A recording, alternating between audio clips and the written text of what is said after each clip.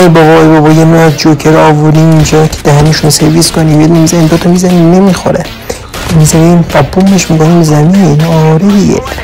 خب این سراغ بعدیشون بعد میریم دستمون یار منو میزنیم، میزنمش نمیخوره، میزنمش نمیخوره، اینجا اینو میزنمش نمیخوره و بوم بالاخره میاد پایین.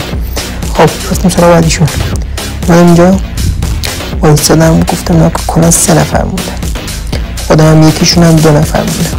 این بالا وایستادم منتظر شدم که از اون کنار بیان، صدا پاشونم داشتم، وایستادم منتظر موندم دیدم اومد. شاد کن برداشتم رفتم پایین، پول زدم یه زدم افتاد پایین. گفتم یارشون نیست. گفتم اشکال نداره، این که ملیک نداره، شانس بیارم ملیک نداشته باشه، همینجوری خودم نجات دادم. بردیم.